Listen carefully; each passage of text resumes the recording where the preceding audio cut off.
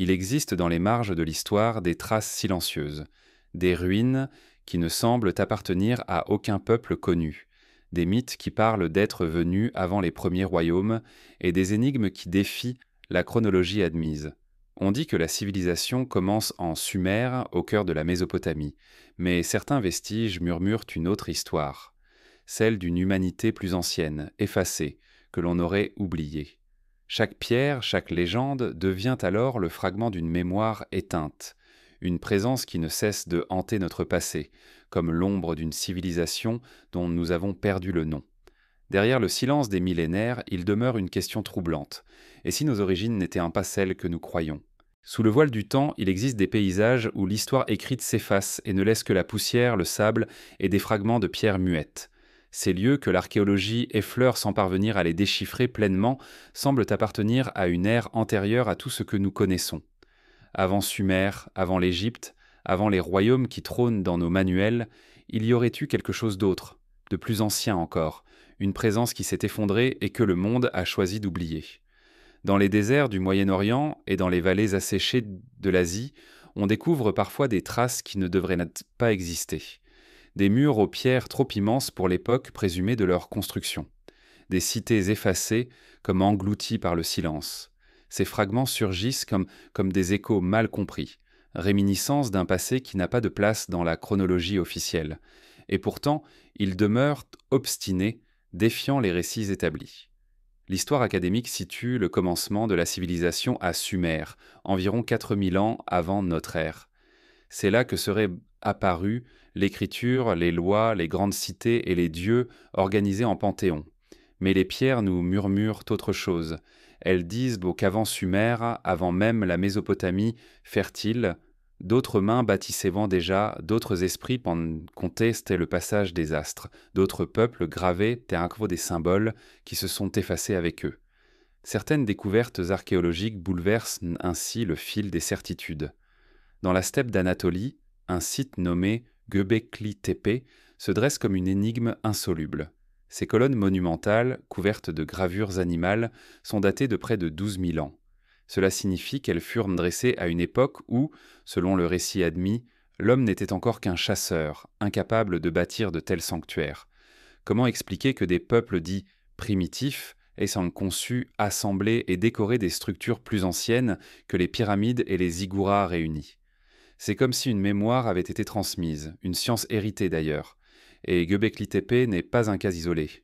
Dans les Andes, au Pérou, des blocs gigantesques, polis avec une précision troublante, composent des murailles dont l'origine se perd. Leur surface lisse, leur jointure parfaite défient les outils supposés disponibles à l'époque. À Tiahuanaco, à Pumapunku, des blocs sont taillés comme si un artisan avait utilisé une machine dont nous n'avons aucun équivalent dans l'Antiquité connue. Ces pierres semblent appartenir à un âge révolu, une ère antérieure dont seules les ruines dispersées l'en témoignent encore. Le sable, le temps et les cataclysmes naturels ont effacé presque tout. Les mythes, pourtant, se font l'écho d'un âge précédent. Dans de nombreuses cultures, on parle de civilisations englouties par les flots, détruites par le feu du ciel ou par des déluges successifs. L'Atlantide de Platon n'est pas une exception isolée. D'innombrables traditions mentionnent des terres perdues et des peuples effacés. De l'Inde ancienne à l'Amérique précolombienne, les légendes racontent une même histoire. Avant l'homme tel que nous le connaissons, il y eut d'autres êtres, d'autres bâtisseurs, porteurs d'un savoir oublié. La science moderne hésite devant ces récits. Elle y voit des métaphores, des allégories destinées à expliquer les cycles de la nature.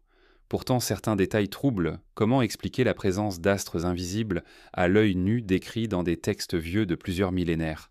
Comment comprendre que des peuples prétendument isolés partagent des symboles identiques, des spirales, des serpents, des figures solaires, répétées comme une langue universelle? Ce qui nous parvient aujourd'hui n'est qu'un murmure, des fragments d'outils, des ruines dispersées, des mythes ressassés. Mais dans ce silence, certains chercheurs entendent autre chose, la trace d'une civilisation mère, plus ancienne que Sumer, dont les héritiers auraient en bâti les premières cités connues. Sumer aurait donc été l'héritière, non pas le commencement. On peut imaginer que ces bâtisseurs oubliés furent emportés par une catastrophe. Le retrait des glaces, il y a environ 12 000 ans, bouleversa le climat et submergea des terres entières. Des cités côtières auraient été englouties, des mémoires perdues dans les flots. Les survivants, porteurs d'un savoir partiel, auraient transmis quelques bribes à d'autres peuples. Ces fragments, dilués au fil du temps, auraient donné naissance aux premières civilisations reconnues. Dans ce récit, le désert devient un cimetière de mondes effacés. Chaque pierre déplacée par le vent, chaque fragment exhumé des sables est une relique d'un âge invisible. Pourtant, nous persistons à chercher, à fouiller, à confronter la terre, car au cœur de ce mystère, une idée dérange. Et si notre histoire n'était pas une ligne droite, mais une succession de cycles d'ascension et d'effondrement? Peut-être ne sommes-nous pas les premiers à bâtir, à rêver, à dresser des temples vers le ciel. Peut-être répétons-nous des gestes que d'autres ont accomplis avant nous, dans une époque qui n'existe plus. Ce passé perdu ne se livre pas. Il se cache sous les sédiments, dans les mythes, dans les anomalies que la science peine à expliquer. Mais il exerce une fascination persistante. Comme une cicatrice, il nous rappelle que notre mémoire est incomplète, et que derrière Sumer, derrière l'Égypte, derrière toutes les civilisations connues, il y eut autre chose, une humanité effacée, dont il ne reste que l'ombre. C'est à travers cette ombre que nous avançons maintenant, car les sables avant l'histoire ne sont pas muets. Ils parlent, mais dans une langue fragmentée, à demi effacée. Ils nous invitent à écouter, à deviner, à percevoir derrière chaque ruine la silhouette d'un peuple oublié. Et ce murmure persistant nous conduit vers une question plus profonde encore. Qui furent donc ces ancêtres invisibles, et que voulurent-ils nous léguer avant de disparaître? Ainsi se dessine le seuil du mystère. Car les traces les plus anciennes ne sont pas celles de Sumer, mais celles d'un monde antérieur, effacé par le temps et pourtant encore là, dans les pierres, les mythes et les astres. Le voyage vers cette origine oubliée ne fait que commencer, et il nous mène vers les ruines qui défient la mémoire humaine. Chaque fois que l'on croit avoir fixé une frontière claire à l'histoire humaine, une découverte inattendue vient fissurer l'édifice des certitudes. La chronologie officielle, celle que l'on enseigne comme une ligne continue allant des chasseurs-cueilleurs aux grandes cités antiques, se révèle fragile. Elle repose sur des datations approximatives, sur des récits incomplets, et surtout sur un silence immense, celui des milliers d'années où rien ne semble avoir existé. Pourtant, le sol, les pierres et les mythes semblent dire autre chose. Ils racontent une histoire où les bornes du temps vacillent, où le commencement n'est plus un point fixe, mais une énigme mouvante. À mesure que les fouilles avancent, des objets surgissent dans des profondeurs de la terre, et ils ne devraient pas s'y trouver. On exhume parfois des outils, des gravures ou des structures qui semblent appartenir à une époque antérieure de plusieurs millénaires aux dates admises. Ces anomalies et troubles sont les chercheurs. Doit-on les rejeter comme des erreurs, ou bien accepter qu'il existe un passé qui n'a jamais été inscrit dans nos chronologies? Dans ce doute se dessine une vérité inquiétante. L'histoire humaine est peut-être bien plus ancienne et complexe que ce que nous croyons. Prenons l'exemple de certains sites retrouvés dans les plaines d'Asie centrale. Là, enfouis sous des couches de sédiments, on découvre des céramiques d'une finesse étonnante datées de plusieurs milliers d'années avant l'apparition supposée de l'artisanat évolué. Dans d'autres lieux, des gravures rupestres représentent des animaux disparus depuis la fin de l'ère glaciaire, comme si les artistes avaient été témoins d'un monde révolu, transmis à travers leur mémoire. Ces traces n'ont pas de simple curiosité. Elles obligent à repenser la ligne du temps. La science officielle cherche à expliquer ces contradictions par des accidents, des intrusions plus récentes ou des erreurs de datation. Pourtant, lorsque ces incohérences s'accumulent, elles cessent de pouvoir être ignorées. On se retrouve alors face à une mosaïque d'indices éparpillés à travers le monde qui tous suggèrent l'existence d'époques d'organisation humaine beaucoup plus anciennes que celles admises. Les datations par le carbone, les couches géologiques, les restes d'ossements s'entrecroisent, et parfois s'il est, les résultats ne concordent pas. C'est là que le doute s'installe, un doute fécond, qui invite à regarder autrement les origines. Les traditions orales confirment souvent ce que les pierres murmurent. Dans les récits des peuples amérindiens, par exemple, on raconte qu'il y eut plusieurs âges avant celui-ci, des civilisations entières qui se sont levées puis effondrées. Dans les textes védiques de l'Inde, on évoque des cycles cosmiques des humanités précédentes effacées par le passage du temps. Ces récits, loin d'être de simples fables, apparaissent comme des fragments de mémoire, codés dans le langage des mythes. Ils résonnent avec les anomalies archéologiques, comme si le mythe et la matière racontaient une même histoire sous deux formes différentes. Ce vacillement des chronologies est parfois si profond qu'il remet en cause la notion même de commencement. Si l'on accepte que des civilisations plus anciennes aient existé, alors la question devient: pourquoi ont-elles disparu? Les sédiments gardent la trace de cataclysmes violents, de volcans, de déluges, de glaciations brutales. Peut-être que chaque fois que l'homme se hissait vers une organisation complexe, une catastrophe naturelle venait effacer son œuvre, ne laissant que des fragments pour les générations futures. Cette succession d'ascensions et de chutes expliquerait pourquoi nous trouvons des traces si anciennes de savoir et de construction, mais jamais un récit continu. Les sites mégalithiques sont eux-mêmes des témoins de cette fragilité. On les date souvent de quelques millénaires avant notre ère, mais certaines recherches suggèrent qu'ils pourraient en être bien plus anciens. Les alignements de Karnak en Bretagne, les cercles de pierre d'Afrique ou les monuments d'Asie centrale montrent une compréhension des cycles solaires et lunaires qui suppose une longue observation du ciel. Comment admettre que de simples pasteurs aient pu dresser ces ensembles sans un savoir transmis de plus loin encore? Là encore, la chronologie admise semble hésiter, incapable de donner une réponse satisfaisante. Quand les chronologies vacillent, c'est l'ensemble de notre rapport au passé qui se trouble. Nous avons construit une histoire qui nous rassure, linéaire et progressive, mais les anomalies révèlent une histoire plus chaotique, faite de pertes, d'oublis et de recommencements. Peut-être que ce que nous appelons préhistoire n'est pas une absence de civilisation, mais la mémoire effacée d'humanités qui nous ont précédés. Cette idée provoque un vertige, car si d'autres civilisations ont existé avant Sumer, cela signifie que nous ne sommes pas la première humanité avancée, mais seulement la dernière en date. Nous héritons d'un monde déjà marqué par des mains invisibles. Ce qui est effacé ne revient pas, mais il laisse des ombres, des indices. Chaque pierre déplacée, chaque mythe transmis à demi-mot devient une balise pour retrouver le fil perdu. Ainsi, à travers ces fissures du temps apparaît un autre récit, celui d'une humanité qui ne commence pas avec Sumer, mais qui vacille, tombe et renaît sans cesse. L'histoire n'est plus une ligne droite, mais une spirale marquée de cycles où la mémoire se perd pour ensuite être partiellement retrouvée. Dans ce silence, dans ces vides temporels, nous sommes invités à écouter autrement le passé. Non pas comme un enchaînement immuable, mais comme une énigme mouvante, toujours prête à surprendre. Et si les chronologies vacillent, c'est peut-être parce que nous regardons l'histoire avec un regard trop étroit. Pour comprendre, il faut accepter l'inconfort, l'incertitude, et reconnaître que ce que nous savons n'est qu'une fraction. Car derrière chaque découverte inattendue se cache une vérité plus vaste. Le passé est un labyrinthe, et nous n'en voyons que quelques couloirs éclairés. Ce labyrinthe, il faudra le parcourir encore pour approcher les origines réelles de nos civilisations. Et sur ce chemin, une étape s'impose. Un sanctuaire oublié, dressé avant toute cité, un temple qui parle d'un âge disparu. Göbekli Tepe, énigme des origines, attend comme une porte entr'ouverte sur un monde qui ne devrait pas exister. Au sommet d'une colline aride de l'Anatolie, là où le vent soulève la poussière et où la terre semble dormir depuis des millénaires, se dresse un site qui défie la logique de l'histoire telle que nous la connaissons. Göbekli Tepe, un nom qui signifie « la colline ventrue », n'a été révélé que récemment au regard du monde.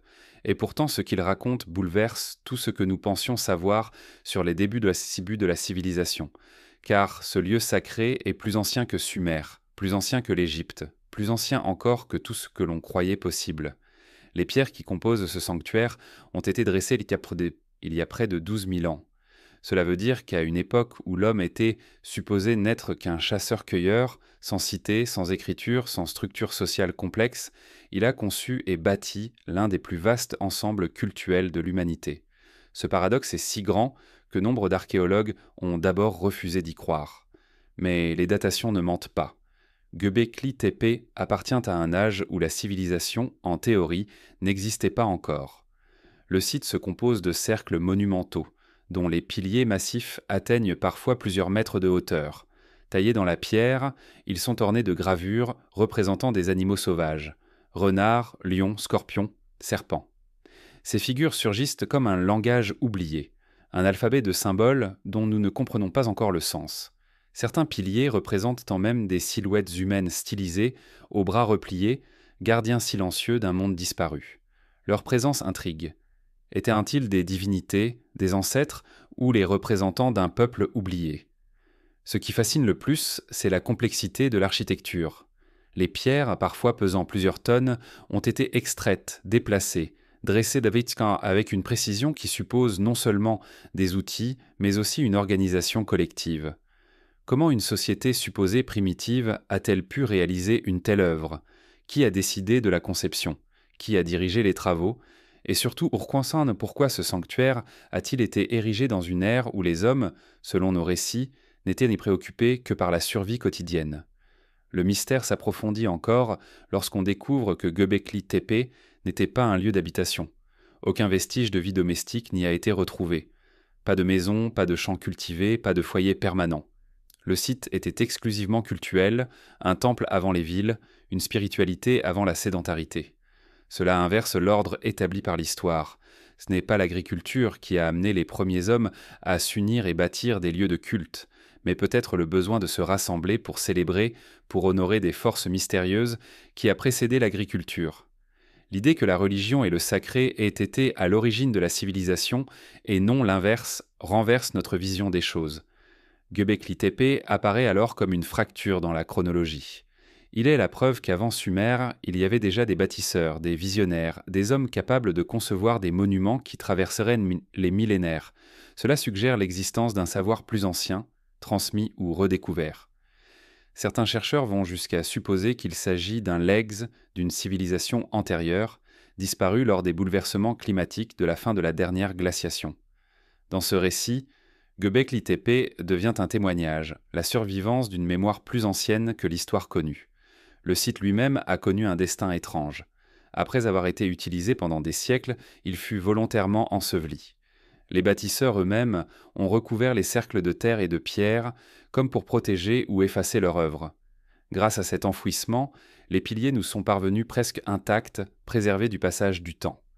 Mais pourquoi avoir dissimulé un tel sanctuaire?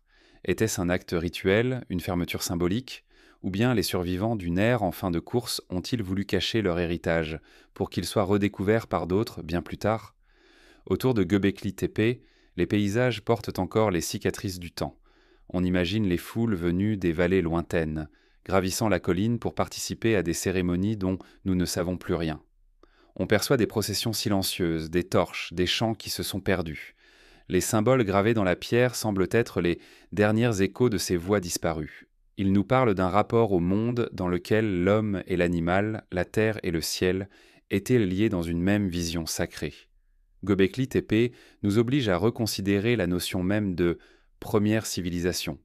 Si un peuple était capable, 12 000 ans avant nous, de créer un tel sanctuaire, qu'avait-il appris avant cela? Quels savoirs ont été nécessaires pour concevoir de tels cercles, pour organiser de telles communautés, pour ériger de tels piliers? Rien n'émerge de rien. Il était possible que ce peuple ait hérité d'une mémoire plus ancienne, transmise oralement, gravée dans des symboles, ou tout simplement vécu avant les cataclysmes qui ont marqué la fin de l'ère glaciaire. Ce site est plus qu'une anomalie, il est une porte ouverte sur une humanité que nous pensions inexistante. Une humanité qui connaissait déjà le langage des pierres, qui avait déjà l'intuition du sacré, et qui, peut-être, avait hérité des vestiges d'une race plus ancienne encore.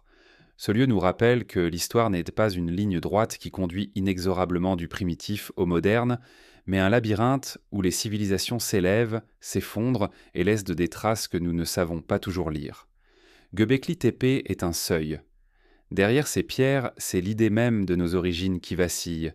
Ce que nous appelons la préhistoire cesse d'être un vide, pour devenir un espace rempli de questions et de présences effacées. Si l'homme de l'âge de pierre a pu ériger de tels sanctuaires, alors il n'était pas un être simple, mais l'héritier d'un savoir perdu. Ce savoir, transmis à travers le temps, pourrait être la clé pour comprendre pourquoi tant de civilisations naissantes, des millénaires plus tard, possédaient en eux déjà des traditions si complexes. Dans le silence de Göbekli Tepe, on entend une question qui traverse les âges. Qui furent ces bâtisseurs? D'où venait leur vision du sacré?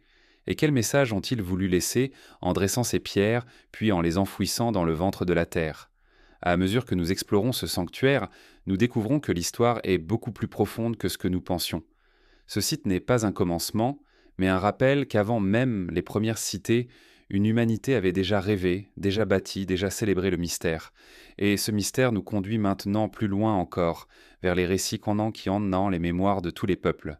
ceux des civilisations perdues, effacées, qui auraient en existé avant même que les premiers royaumes ne s'élèvent. Depuis que l'humanité s'interroge sur ses origines, les récits de terres englouties et de peuples disparus reviennent comme un écho lancinant. Des fragments de mémoire collective circulent dans les traditions les plus anciennes, sous forme de contes, de chants, de légendes transmises à travers les générations. Derrière ces récits, une impression persiste. Avant nos civilisations connues, il y aurait eu d'autres mondes humains, d'autres sociétés, d'autres cultures effacées par le temps et les cataclysmes. Ces mythes, loin d'être de simples fables, possèdent une étrange universalité. On les retrouve sous des noms différents sur tous les continents, comme si chaque peuple avait hérité d'une même blessure ancienne, la mémoire d'une humanité antérieure. Le plus célèbre de ces récits est sans doute celui de l'Atlantide. Platon, dans ses dialogues, évoque cette île vaste et puissante qui, selon les prêtres égyptiens, se situait au-delà des colonnes de Hercule.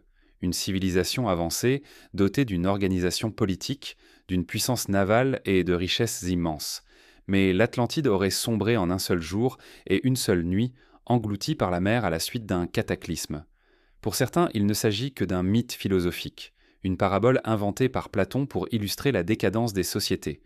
Pourtant, d'autres y voient le souvenir codé d'un monde réel, effacé il y a des millénaires. Ce qui intrigue, c'est que des récits similaires se retrouvent loin de la Grèce. Dans l'océan Pacifique, on évoque le continent de Mu, une terre immense qui aurait abrité une civilisation rayonnante avant d'être engloutie par les eaux. Dans l'océan Indien, les traditions tamoules parlent de Kumari Kandam, un territoire perdu qui aurait relié l'Inde, l'Afrique et l'Australie, et qui aurait été le berceau d'une culture raffinée. Les peuples de l'Amérique centrale, quant à eux, racontent les cycles de civilisations successives, détruites par le feu, l'eau et les secousses de la terre.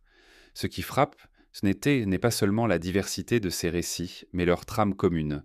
Partout on parle d'un âge d'or, d'une humanité prospère et avancée, balayée par une catastrophe soudaine. Partout on évoque des survivants, porteurs d'un savoir qu'ils auraient transmis aux peuples plus jeunes, jetant ainsi les bases des civilisations ultérieures. Ces motifs récurrents ne peuvent être ignorés. Ils pourraient n'en naître que le reflet de peur universelle face aux cataclysmes naturels. Mais ils pourraient aussi être la trace d'une mémoire collective, un souvenir flou d'événements réels, transmis sous la forme du mythe.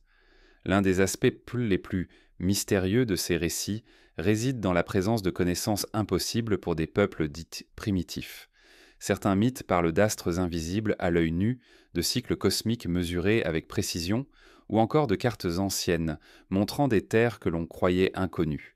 La carte de Piri Reis, dessinée au XVIe siècle mais s'appuyant sur des sources plus anciennes, montre ainsi les contours de l'Antarctique sans glace, comme si une mémoire cartographique issue d'un âge antérieur avait survécu à travers les siècles. Si l'on admet que ces mythes puissent contenir une part de vérité, alors une question s'impose. Que feraient ces civilisations perdues? Étaient-elles des royaumes humains semblables aux nôtres, ou bien des sociétés radicalement différentes dont les traces matérielles ont été effacées par le temps et les éléments? Les cataclysmes naturels, les tremblements de terre, les tsunamis et les changements climatiques auraient suffi à faire disparaître toute trace durable, ne laissant que des pierres éparses et des récits voilés. Ce qui est certain, c'est que les mythes façonnent encore notre vision du passé. Ils nourrissent l'idée que nous ne sommes pas les premiers à bâtir des temples, à lever des monuments, à observer les cieux. Ils entretiennent la possibilité que nous soyons les héritiers d'un héritage plus ancien, d'un savoir transmis de façon parcellaire. Ainsi, lorsque les Sumériens disent avoir reçu leur culture des dieux descendus du ciel, certains y voient qu'en soi le souvenir codé d'un peuple venu d'ailleurs, porteur d'un savoir déjà constitué. Les mythes, dans leur essence, sont ambigus. Ils oscillent entre la fable et le témoignage, entre le rêve et la mémoire. Mais leur persistance, leur universalité et leur cohérence troublante invitent à ne pas les balayer d'un revers de main. Car si tant de cultures différentes évoquent des terres englouties et des civilisations perdues, peut-être est-ce parce qu'elles se souviennent toutes, d'une manière ou d'une autre, d'un monde effacé. Dans les chants des anciens peuples, on trouve la nostalgie d'un âge lumineux, suivi d'un effondrement. Cette nostalgie n'est pas seulement la crainte du chaos, elle est aussi la mémoire d'une perte réelle. Une perte qui nous relie à un passé plus vaste, dont nous n'avons gardé que des fragments. Chaque mythe devient alors un indice, une balise dans le brouillard des millénaires. Ainsi, derrière l'Atlantide, Mu, Kumarikandam ou les autres récits dispersés, il se dessine une idée troublante, celle d'un monde plus ancien que Sumer, plus ancien que les premières cités, un monde dont les survivants auraient transmis des bribes de savoir, semant les graines des civilisations futures. Et ces survivants, peut-être, feront les véritables architectes invisibles de notre histoire. Lorsque l'on contemple ces récits avec un regard neuf, ils cessent d'être de simples fables. Ils deviennent des portes entr'ouvertes sur un passé oublié. Un passé qui, même enfoui sous les eaux ou les sédiments, continue de nous parler à travers les mythes. Ils sont des échos d'un temps où l'humanité aurait déjà connu la grandeur avant de tout perdre, avant de recommencer. Ces voix anciennes, venues des profondeurs du temps, nous préparent à une autre étape. Car si les mythes de civilisation perdues existent partout, peut-être ne sont-ils pas seulement des contes, mais la mémoire d'un contact plus intime entre l'homme et les forces qu'il appelait Dieu. Les récits des dieux anciens, si proches et si lointains à la fois, pourraient bien être la clé de compréhension de ce legs oublié. Dans presque toutes les cultures du monde, lorsqu'on s'aventure dans les récits les plus anciens, surgit une présence commune, celle des dieux qui, dit-on, vécurent parmi les hommes. Ces récits décrivent des êtres venus d'ailleurs, détenteurs d'un savoir mystérieux, qui auraient enseigné l'agriculture, l'écriture, l'art des lois et parfois même les secrets du ciel. Leur apparition marque souvent le commencement d'une civilisation, comme si le monde humain n'avait pu franchir seul ce seuil. Derrière ces figures divines, certains perçoivent l'ombre d'une mémoire plus concrète, celle de peuples plus anciens, effacés par le temps, dont l'héritage fut transformé en mythe. Chez les Sumériens, premiers héritiers visibles d'un ordre structuré, les dieux appelés Anunnaki occupent une place centrale. Ils sont décrits comme des puissances descendues du ciel, organisant le destin des hommes, leur apportant l'écriture et les sciences. Ces récits, consignés sur des tablettes d'argile, résonnent étrangement avec ceux d'autres cultures éloignées, qui elles aussi parlent de maîtres venus d'ailleurs. Les Égyptiens, dans leurs textes les plus anciens, évoquent une lignée de dieux et de rois divins régnant avant les pharaons humains. Les traditions d'Amérique centrale, quant à elles, parlent de Quetzalcoatl, le serpent à plumes, venu enseigner au peuple les arts et la sagesse. Partout les mythes évoquent la même idée. L'homme n'aurait pas bâti seul ses premières civilisations. Il est frappant de constater à quel point ces récits traversent les continents.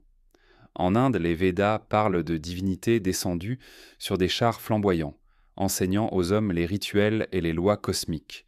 En Afrique, certaines tribus gardent la mémoire d'êtres célestes venus leur apprendre à cultiver et à forger. Dans les récits polynésiens, ce sont des navigateurs mythiques, mi-divins, mi-humains, qui enseignèrent l'art de la mer. La diversité des formes cache une unité troublante.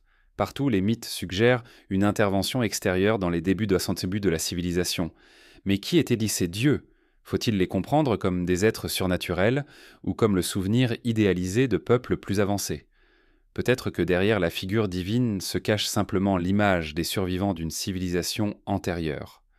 Leur savoir, transmis à des groupes encore proches de la vie nomade, aurait paru si extraordinaire qu'ils furent assimilés à des entités surhumaines. Avec le temps, leurs gestes, leurs paroles, leurs outils se seraient transformés en légendes.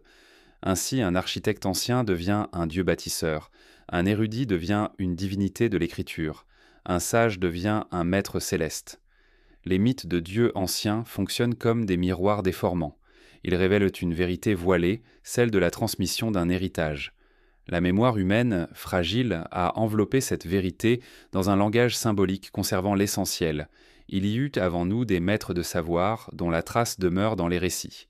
Certains chercheurs évoquent l'hypothèse d'une civilisation mère, engloutie par des catastrophes naturelles dont quelques survivants auraient voyagé, semant les graines du savoir auprès des peuples rencontrés. Ces survivants auraient été perçus comme des dieux par des sociétés encore en gestation. Ce qui renforce cette intuition, ce sont les symboles partagés entre cultures éloignées. Le serpent, par exemple, est une figure universelle, tantôt associée à la sagesse, tantôt à la régénération, tantôt au savoir interdit.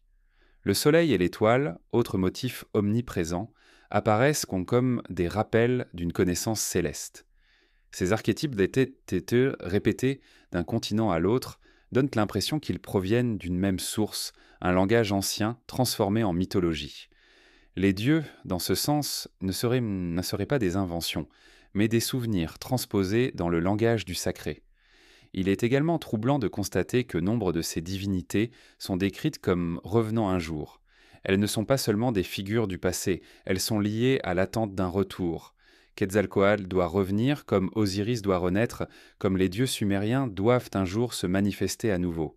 Cette attente suggère une mémoire inachevée, un savoir interrompu, comme si l'histoire humaine avait été brusquement amputée et que les mythes portaient encore la nostalgie de ce qui a été perdu.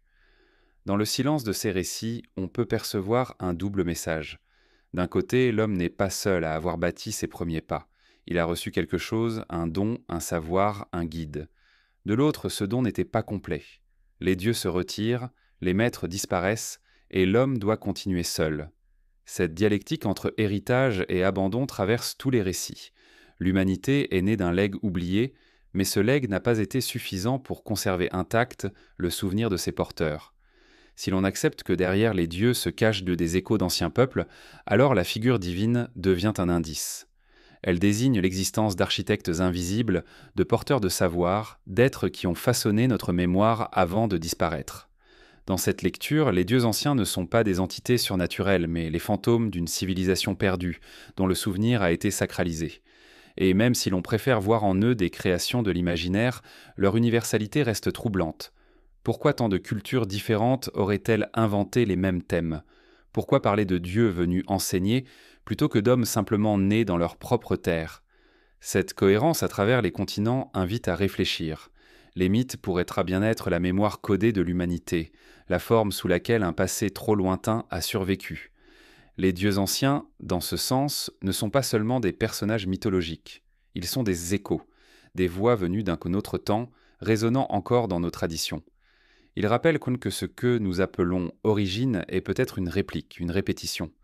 Nous aurions reçu notre culture comme on reçoit une torche dans la nuit, transmise par des mains qui se sont éteintes.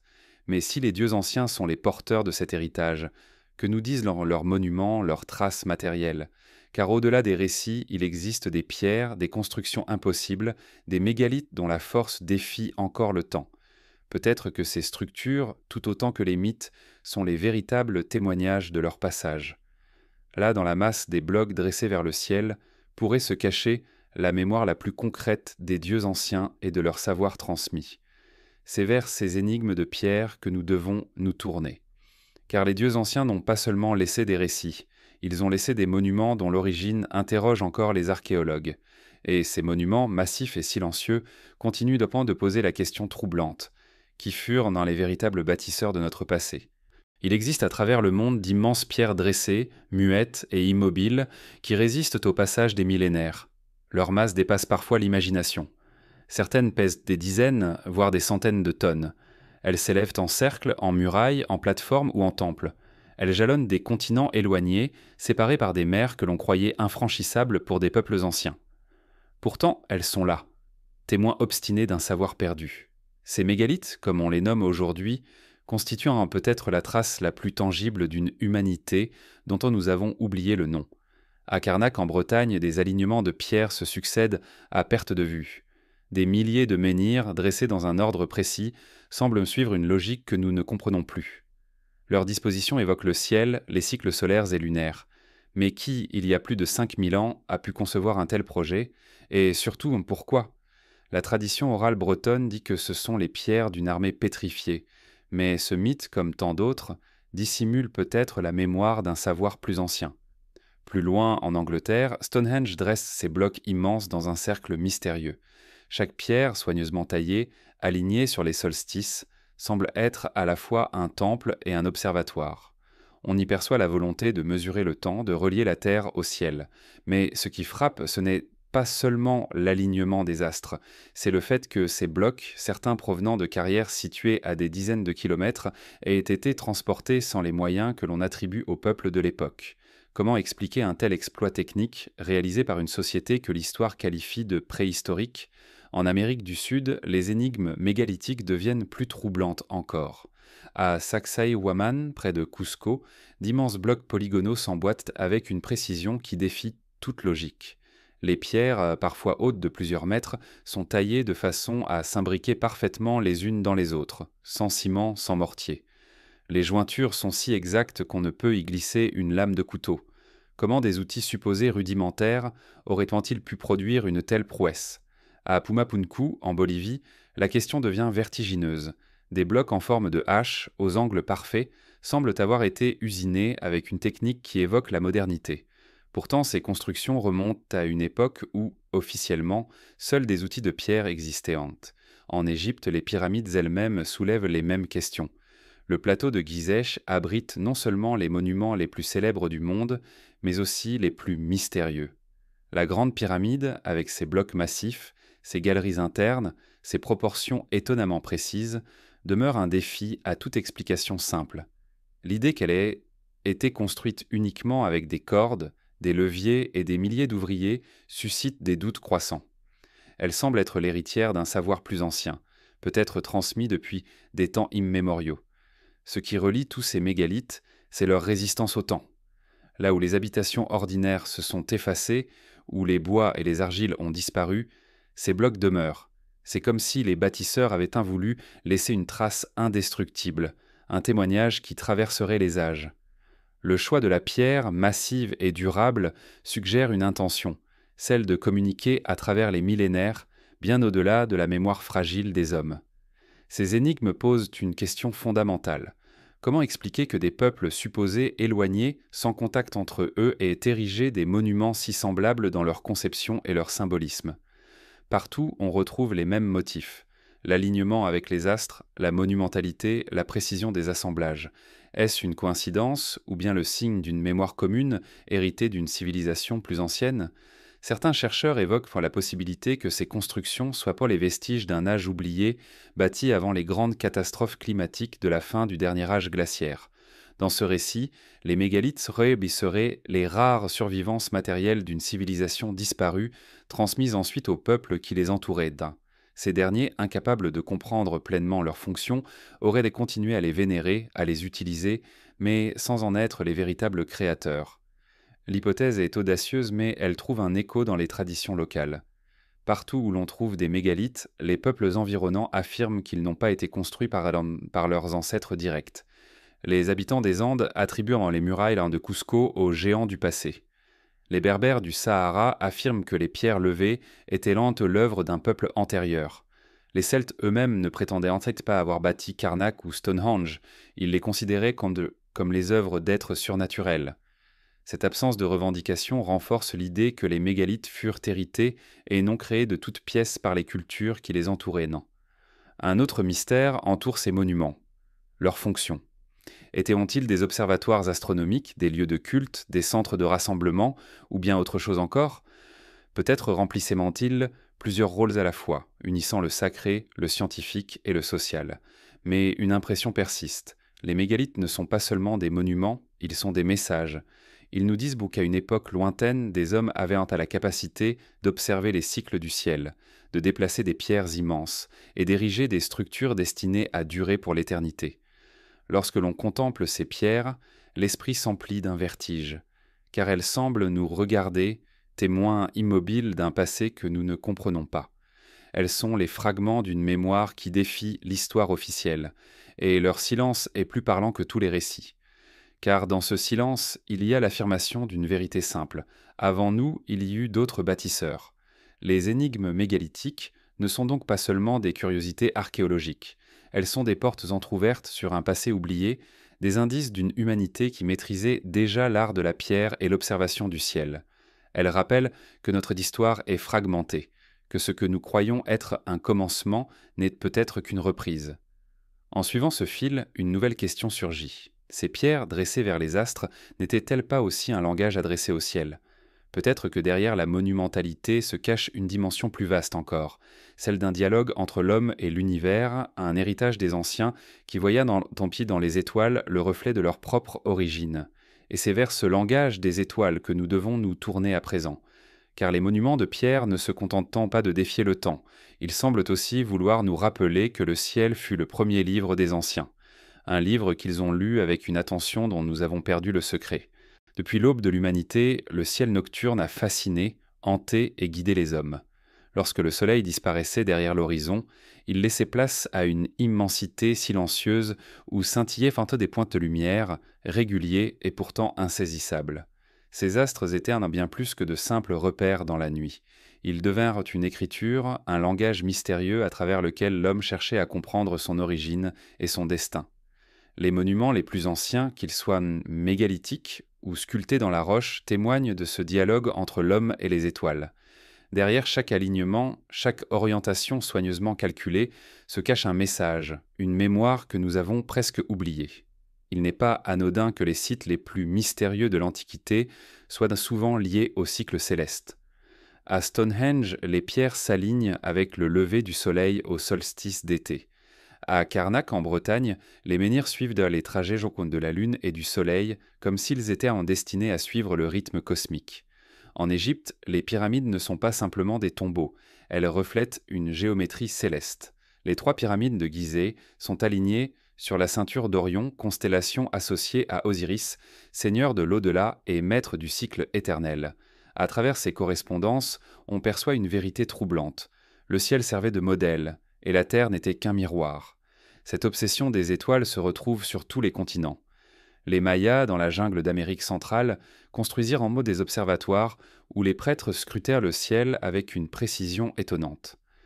Le temple de Kukulkan, à Chichen Itza, fut érigé de façon à ce que, lors des équinoxes, l'ombre projette l'image d'un serpent ondulant sur l'escalier. Cette fusion entre architecture et mouvement céleste révèle une compréhension intime des cycles astronomiques. Dans les Andes, le site de Machu Picchu s'aligne sur les solstices, et les pierres sacrées, appelées Intihuatana, servaient à attacher le soleil afin de marquer son passage dans l'année. Ce langage n'était pas seulement scientifique, il était sacré. Les anciens voyaient ainsi dans le ciel la demeure des dieux, des ancêtres ou des êtres originels.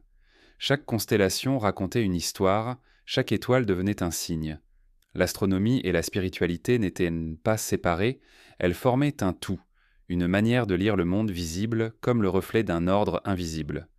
Les mouvements des planètes, les phases de la Lune, la danse des étoiles n'étaient pas de simples phénomènes, mais des messages adressés à l'homme. Si l'on contemple cette universalité, une question surgit.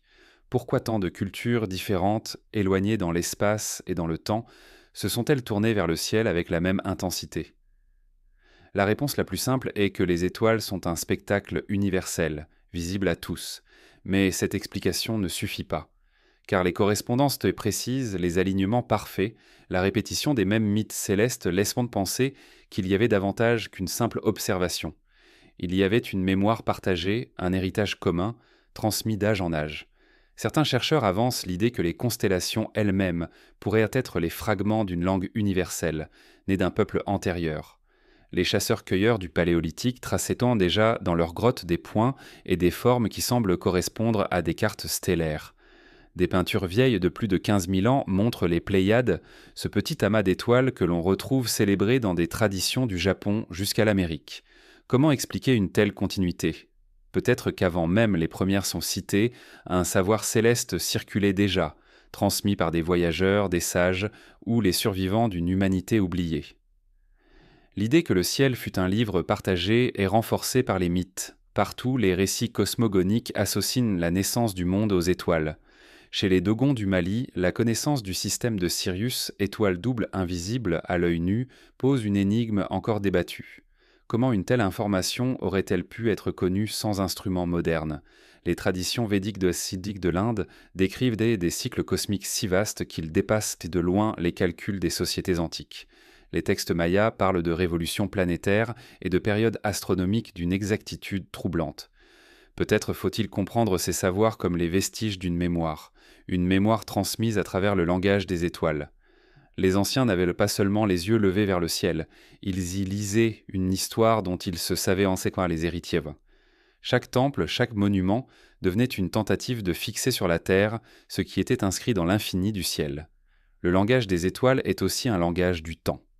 En observant les cycles célestes, les anciens comprirent la mesure des saisons, la répétition des équinoxes, l'écoulement des années. Mais au-delà de cette utilité pratique, ils y virent les signes d'un temps plus vaste, d'un éternel retour. Le ciel devenait un calendrier cosmique, révélant non seulement l'avenir des récoltes, mais aussi le destin des civilisations. Car si les étoiles reviennent toujours, les hommes, eux, se perdent et renaissent. Le ciel devenait ainsi le gardien de la mémoire, rappelant que rien n'est jamais totalement perdu, mais toujours inscrit dans la trame du cosmos.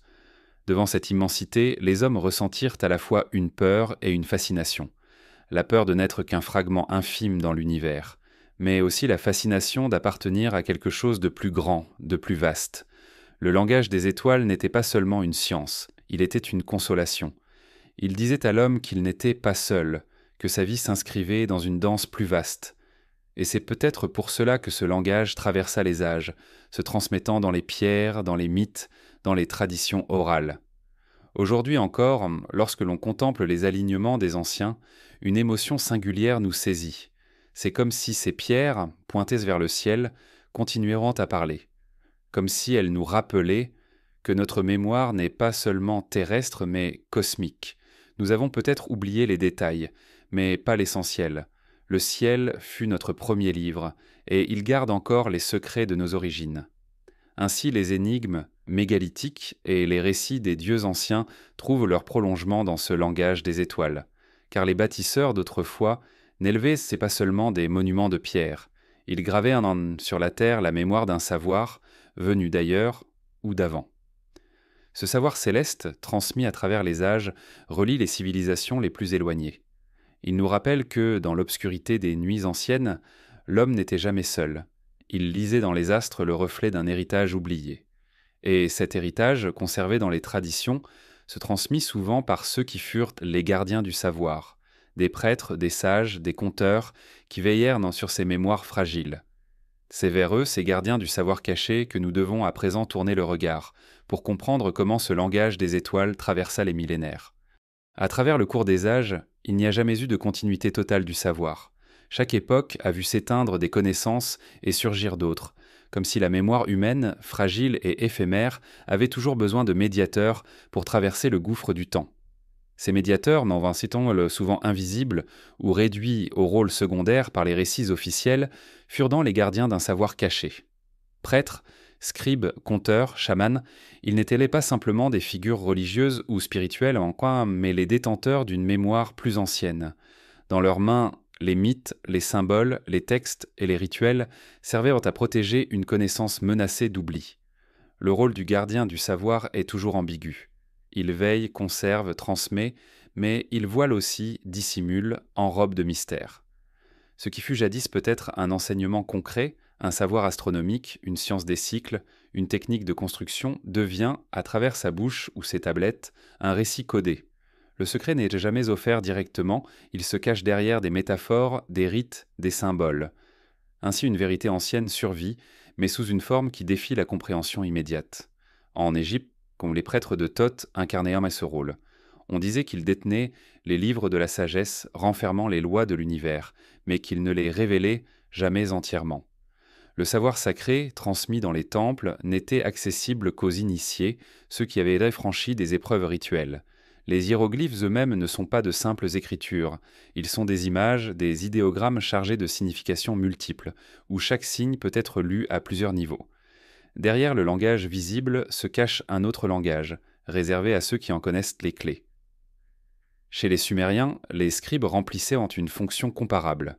Ils gravaient sur l'argile les récits des dieux et des rois, mais en même temps, ils conservaient dans leur école des traditions ésotériques. Les tablettes retrouvées évoquent des mesures célestes, des calculs d'une étonnante précision, comme si ces connaissances avaient été héritées de sources plus anciennes. L'écriture, invention majeure de Sumer, ne fut peut-être pas une création ex nihilo, mais la formalisation d'un savoir déjà existant, conservé par ces gardiens du passé. Dans les Andes, les chamans et les prêtres solaires veillaient sur la mémoire des cycles cosmiques. Leurs cérémonies, leurs chants, leurs danses codifiaient un savoir sur les étoiles, sur les saisons, sur l'agriculture, mais ce savoir, transmis oralement, ne pouvait survivre qu'à travers eux. Lorsque l'un disparaissait sans héritier, une part du savoir s'éteignait avec lui. Pourtant, certaines traditions parvinrent à franchir des siècles, des millénaires même, se retrouvant sous des formes altérées mais reconnaissables dans les rituels actuels. Les gardiens du savoir apparaissent également dans les mythes fondateurs de nombreuses cultures.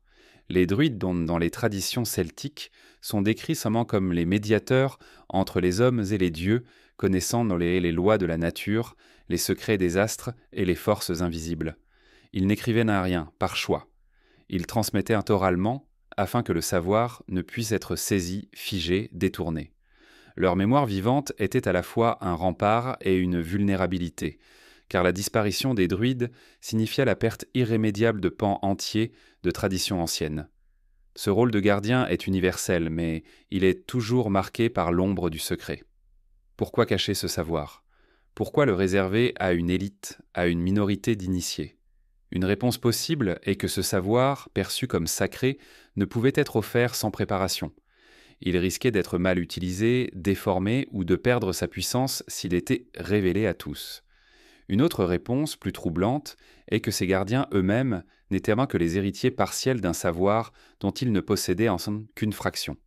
Ce qu'ils transmettaient était déjà fragmentaire, codé, incomplet. Leur rôle était alors de protéger les ruines d'un héritage ancien, en les enrobant de sacré pour éviter qu'elles ne disparaissent totalement. Les légendes d'archives secrètes et de bibliothèques interdites renforcent cette intuition. On parle de textes conservés dans des lieux inaccessibles, sous des temples, dans des cavernes ou dans des sanctuaires disparus. L'Atlantide, disait-on, aurait légué son savoir dans des tablettes d'or, enfouies pour être retrouvées un jour. En Égypte, la rumeur persiste que sous les pattes du Sphinx reposerait une chambre secrète, contenant les écrits d'une civilisation antérieure. Qu'elles soient réelles ou non, ces légendes traduisent la même idée. Le savoir ancien n'est pas perdu, il est caché et ses gardiens veillent. La figure du gardien du savoir est donc double. Il est à la fois celui qui conserve et celui qui dissimule. À travers lui, la mémoire traverse le temps, mais toujours voilée, toujours incomplète. C'est peut-être pourquoi les mythes nous paraissent parfois énigmatiques. Ils sont les restes d'un langage codé, destiné non à tous, mais à ceux qui sauraient en voir au-delà des symboles. En contemplant ce rôle, une impression grandit. Notre civilisation ne fut pas bâtie uniquement par des découvertes soudaines, mais aussi par des transmissions silencieuses, préservées dans l'ombre. Derrière chaque peuple, derrière chaque grande cité, il y a des figures discrètes, inconnues, qui ont veillé à ce que l'héritage ne disparaisse pas totalement. Ces gardiens, souvent anonymes, sont les véritables passeurs de l'humanité. Et pourtant, malgré leurs efforts, beaucoup fut perdu. Des incendies détruisirent des bibliothèques entières, comme celle d'Alexandrie. Des invasions effacèrent des traditions orales. Des dogmes religieux rejetèrent certains savoirs, les condamnant à l'oubli. Mais à travers les fragments qui survécurent, on perçoit encore la silhouette d'un héritage immense, bien plus ancien que les civilisations reconnues.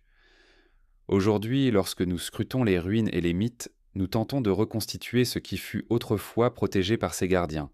Nous déchiffrons les symboles, nous comparons les récits, nous cherchons dans les pierres les traces de ce savoir caché. Chaque découverte devient alors un dialogue avec eux, comme si leur voix traversait encore le temps pour nous dire « tout n'a pas été perdu ». Ces gardiens du savoir furent les protecteurs d'une mémoire fragile.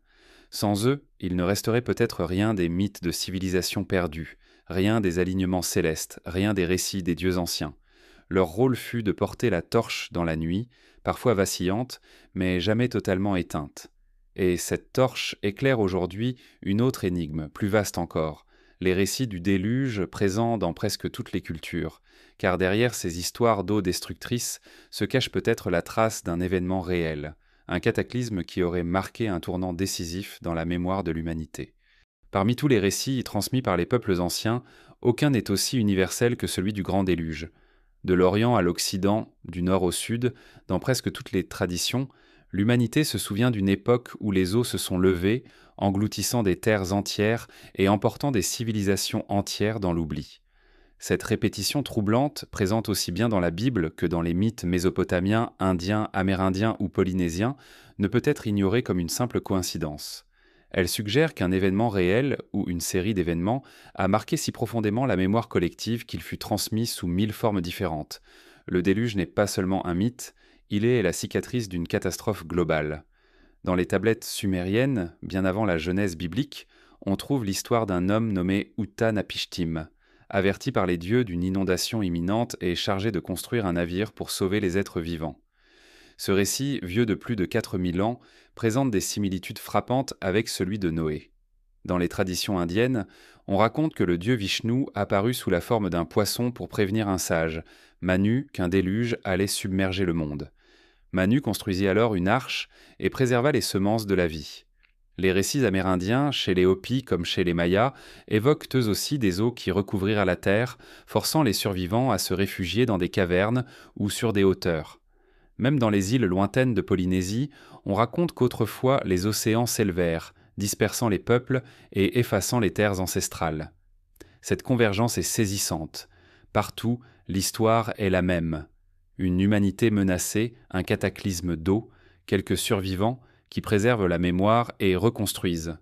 Mais ce que l'on oublie souvent, c'est que derrière ces récits se dessine aussi la trace de civilisations entières disparues. Car si le déluge a balayé les hommes, il a aussi effacé leurs cités, leurs temples, leurs monuments. Il ne reste que des fragments engloutis sous les mers ou enfouis sous les alluvions. Les découvertes archéologiques récentes renforcent cette intuition. Dans le golfe de Cambay, au large de l'Inde, des explorations sous-marines ont révélé les vestiges de structures qui ressemblent à des cités englouties depuis des millénaires. Certaines datations suggèrent qu'elles pourraient avoir existé bien avant Sumer. Dans la mer Égée, des ruines gisent au fond des eaux, témoins de villes submergées lors de tremblements de terre et de tsunamis. Au large du Japon, le site de Yonaguni montre des structures massives, taillées dans la roche, que certains considèrent comme naturelles, mais que d'autres voient comme les restes d'une civilisation engloutie. Il est possible que le déluge soit lié à la fin de la dernière période glaciaire. Il y a environ 12 000 ans, les calottes polaires commencèrent à fondre rapidement, provoquant une élévation brutale du niveau des mers. Des millions de kilomètres carrés de terre côtière furent submergés. Or, ce long littoral englouti était probablement le lieu privilégié des premières communautés humaines. Si elles y avaient construit leurs villages, leurs sanctuaires, leurs premières sociétés, tout cela fut englouti. Les survivants durent à se replier vers l'intérieur des terres, porteurs d'un souvenir terrible, celui d'une civilisation dévorée par les encros. Ce souvenir, transformé en mythe, fut transmis à travers les âges. Mais derrière l'image d'un châtiment divin, d'une punition envoyée par les dieux, se cache peut-être une réalité plus simple, une catastrophe naturelle d'ampleur planétaire.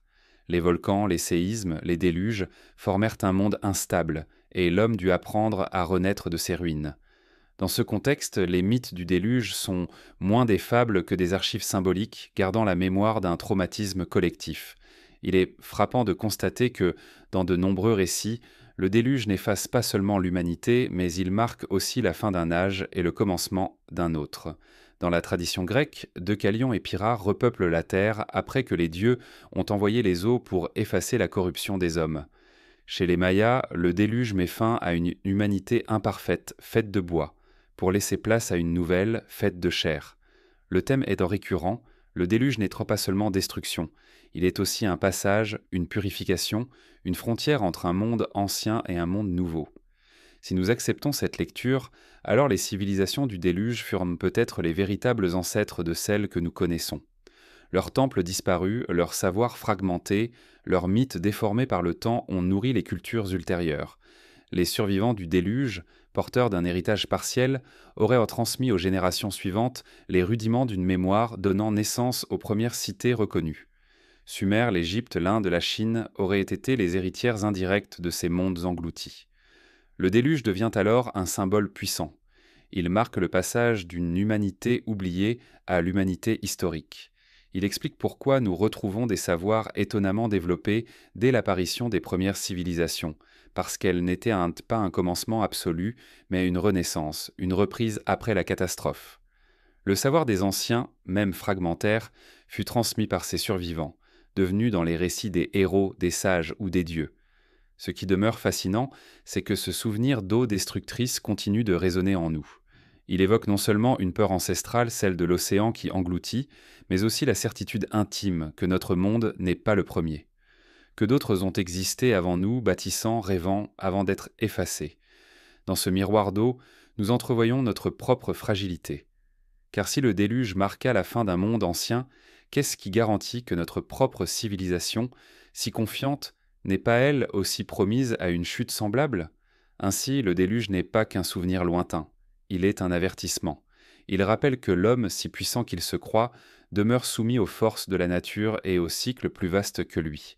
Il dit aussi que la mémoire humaine est toujours lacunaire, car ce qui fut emporté par les eaux ne peut être retrouvé qu'à travers les mythes, les pierres éparses et les récits fragmentaires. Mais ces récits, malgré leur fragilité, portent en eux un espoir, celui que rien n'est jamais totalement perdu. Même les civilisations englouties continuent tant de vivre en nous à travers leurs symboles, leurs mythes, leurs transmissions silencieuses. Elles se nous parlent encore comme des voix venues des profondeurs, rappelant que notre histoire est plus vaste que nous ne l'imaginons. Et dans ces récits, un autre mystère apparaît, tout aussi universel.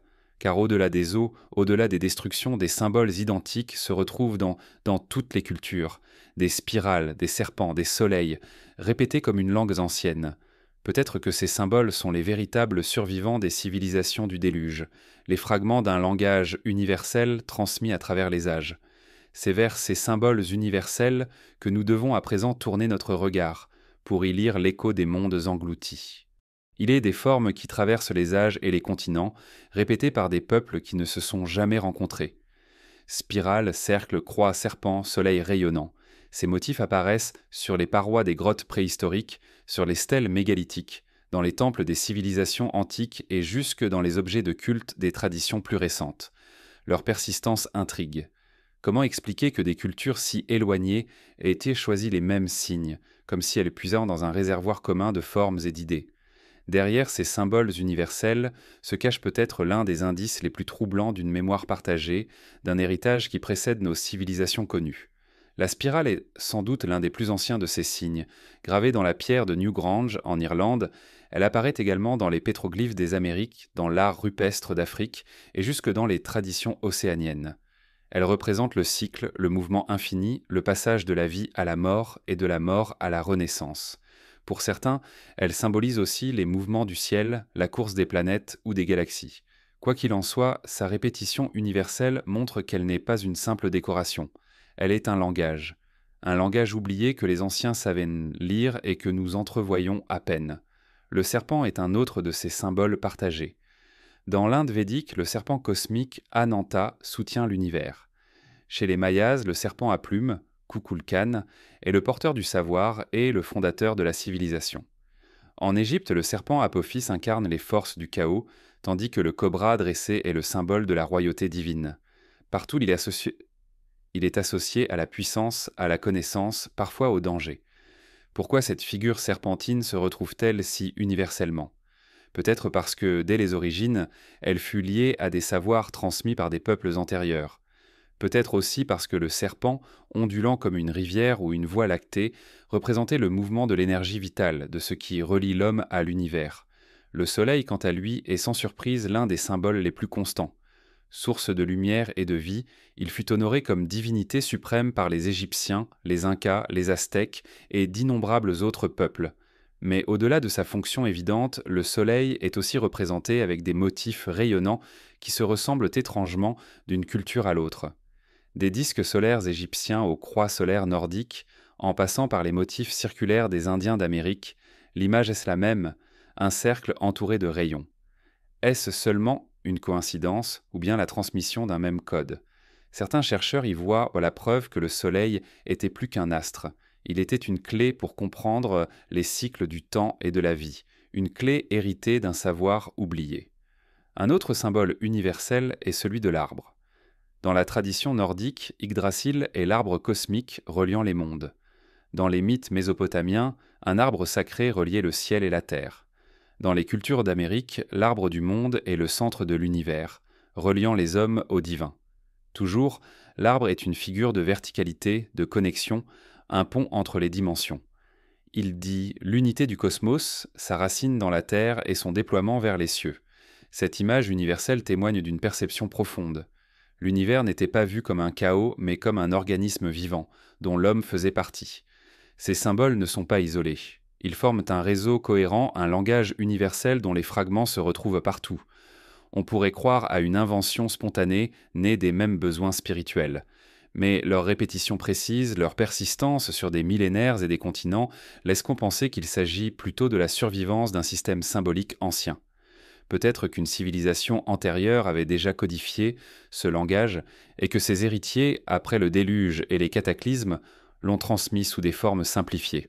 Il était troublant aussi de constater que ces symboles apparaissent pour souvent associés aux monuments les plus anciens. Les spirales de Newgrange, les serpents de Chichen Itza, les disques solaires d'Égypte, tous appartiennent à des sites construits avec une précision et une complexité qui défient l'explication. Comme si la pierre et le symbole avaient été liés, formant un message double, matériel et spirituel. La pierre, indestructible, gardait la forme. Le symbole, transmis oralement ou rituellement, en gardait le sens. Au fil du temps, ce langage universel s'est fragmenté. Chaque civilisation l'a adapté, transformé, mêlé à ses propres mythes. Mais au cœur de ces variations, la même trame persiste, comme un souvenir partagé d'un âge plus ancien. L'homme moderne ne le comprend plus, mais il le ressent. Ces symboles continuent de nous parler, de nous fasciner, de nous troubler. Ils éveillent en une mémoire enfouie, un sentiment d'appartenance à une histoire plus vaste que la nôtre. La force de ces symboles réside aussi dans leur intemporalité. Ils ne vieillissent pas. Une spirale gravée dans une grotte préhistorique éveille la même émotion qu'une spirale dessinée aujourd'hui. Ils transcendent les cultures et les époques comme s'ils appartenaient à la structure même de la conscience humaine. Peut-être sont-ils inscrits dans notre psyché, comme des archétypes, ou peut-être viennent-ils d'un héritage plus ancien, oublié mais toujours présent dans les profondeurs de notre mémoire collective. Si ces symboles sont universels, c'est peut-être parce qu'ils portaient autrefois un message destiné à survivre aux catastrophes, aux pertes, aux effondrements. Un langage conçu pour traverser le temps, même lorsque les mots et les textes disparaissaient. Dans cette perspective, les symboles ne sont pas seulement décoratifs, ils sont des clés, des fragments d'un savoir conçu pour être compris même après l'oubli. Leur récurrence dans les traditions religieuses, spirituelles et ésotériques montre qu'ils ont continué à guider les hommes bien après la disparition de leur sens originel. Ils furent intégrés dans les mystères grecs, dans la Kabbale, dans les traditions chamaniques, dans les loges initiatiques. Toujours, ils gardèrent leur aura de mystère comme comme si chacun pressentait qu'ils portaient une vérité plus ancienne que les dogmes eux-mêmes. Aujourd'hui, en redécouvrant ces symboles, nous ne faisons pas seulement œuvre d'archéologie. Nous renouons avec une mémoire perdue. Nous reconnaissons que nos ancêtres, quels qu'ils aient été, nous ont laissé des signes pour rappeler que nous faisons partie d'un tout plus vaste. Ces signes, universels et intemporels, sont les fils invisibles qui relient les civilisations perdues aux civilisations présentes. Mais si les symboles survécurent, il en alla différemment des textes.